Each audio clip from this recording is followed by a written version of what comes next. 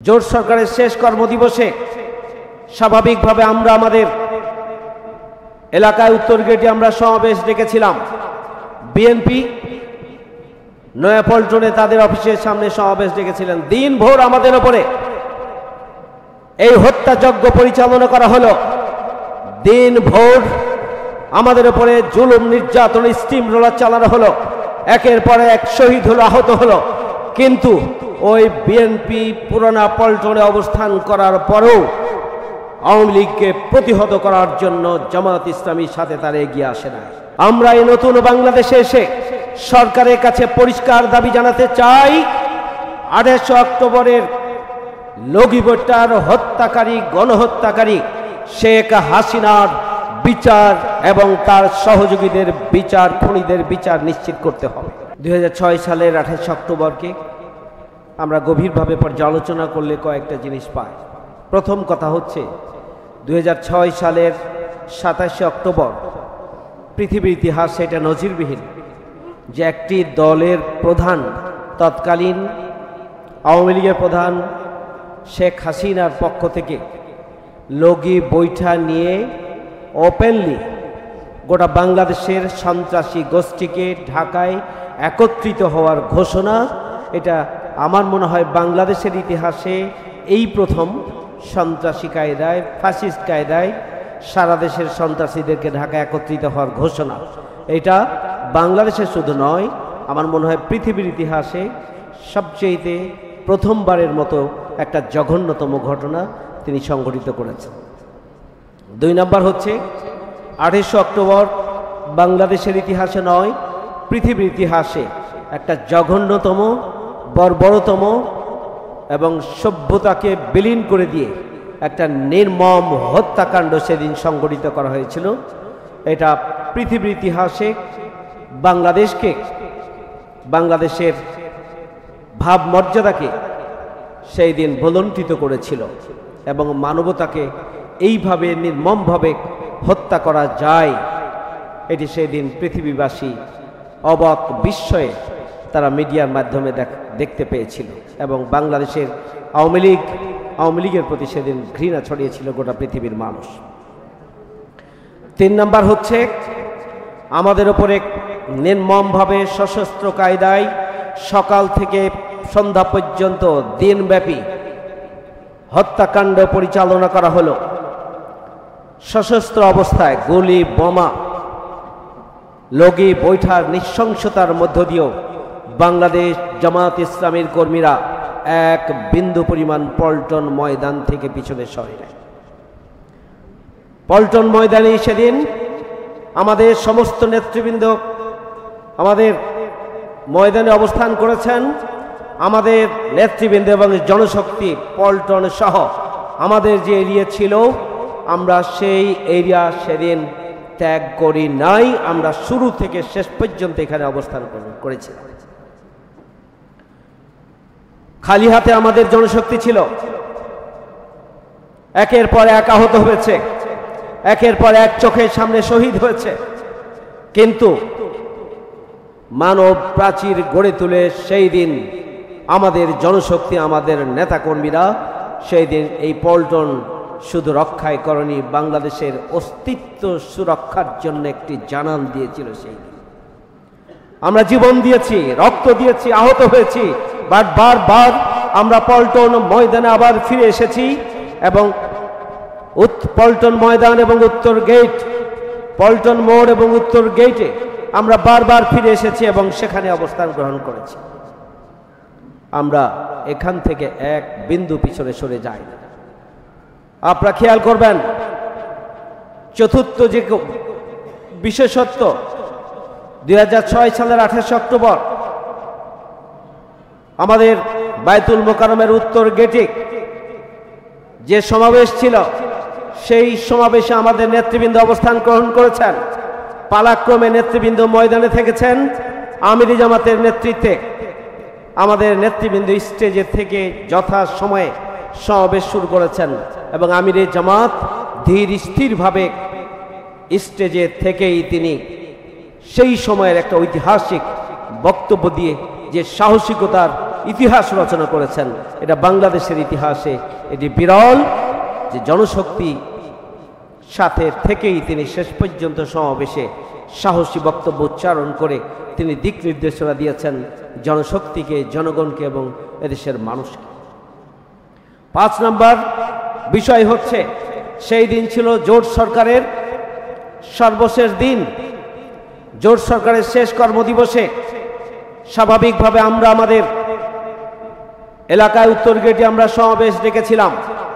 BNP নয়াপল্টনে তাদের অফিসের সামনে সমাবেশ ডেকেছিলেন। দিনভর আমাদের উপরে এই হত্যাযজ্ঞ পরিচালনা করা হলো। দিনভর আমাদের উপরে জুলুম, নির্যাতন, স্টিম রোলার চালানো হলো। একের পর এক শহীদ হলো, আহত হলো। কিন্তু ওই বিএনপি পুরানা পল্টনে অবস্থান করার পরেও আওয়ামী লীগকে প্রতিহত করার জন্য জামাত ইসলামীর সাথে তারা এগিয়ে আসে না। অথচ সেই দিন 4 দলীয় জোটের কার্যদিবস ছিল, শেষ কার্যদিবস। অথচ সেই দিন বিএনপির নেতাকর্মীরা জামাতের উপরে সারা দিন ধরে এই ধরনের হত্যাযজ্ঞ পরিচালনা করার পরও তারা এগিয়ে এসে আওয়ামী লীগকে প্রতিহত করার জন্য কোনো ভূমিকা পালন করলেন না। 6 নম্বর হচ্ছে, শেষ কার্যদিবস পর্যন্ত 4 দলীয় জোট সরকার ছিল, কিন্তু সেই দিন পুলিশ বাহিনী, আইন শৃঙ্খলা বাহিনী নীরব দর্শকের ভূমিকা পালন করেছিল।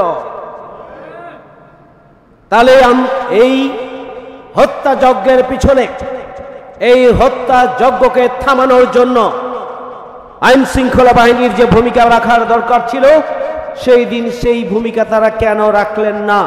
এর পিছনে কোন দুরভিসন্ধি ছিল সেটিও আজকে আমাদের জানার বিষয় রয়েছে। সংগ্রামী বন্ধুরা আমার,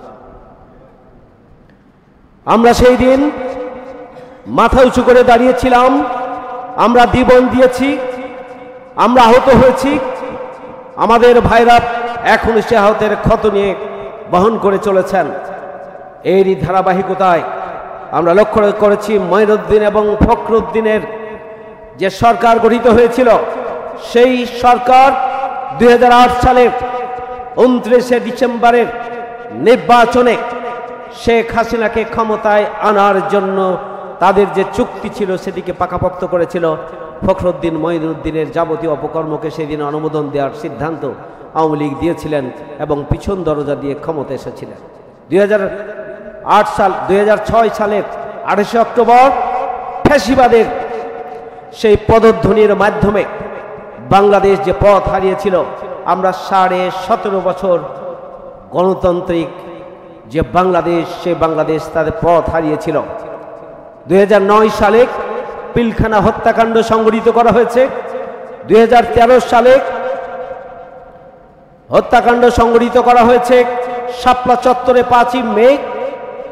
আমাদের আমিরে জামাত সহ শীর্ষ নেতৃবৃন্দকে মিথ্যা মামলা দিয়ে ট্রাইব্যুনালের মাধ্যমে হত্যা করা হয়েছে। শীর্ষ 11 জন নেতাকে জেলের ভিতরে এবং বাইরে হত্যা করা হয়েছে। শত শত নেতাকর্মীকে হত্যা করা হয়েছে, গুম করা হয়েছে, খুন করা হয়েছে। জামাতকে নিষিদ্ধ করা হয়েছে, জামাতের নিবন্ধন কেড়ে নেওয়া হয়েছে, জামাত ইসলামীর প্রতীক দাঁড়িপাল্লাকে পর্যন্ত কেড়ে নেওয়া হয়েছে।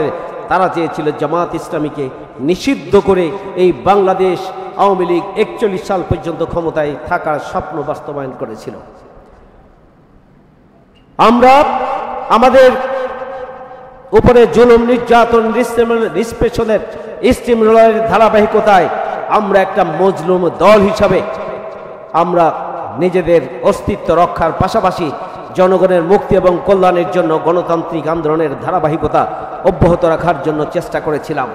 2024 সালে তারই ধারাবাহিকতায় এদেশের ছাত্র সমাজ, তরুণ সমাজের নেতৃত্বে এদেশের 18 কোটি মানুষ ঐক্যবদ্ধভাবে ফ্যাসিস্ট আওয়ামী অপশক্তির হাত থেকে 5 আগস্ট, জুলাই গণঅভ্যুত্থানের মধ্য দিয়ে আমাদের নতুন বাংলাদেশ আমরা পেয়েছি।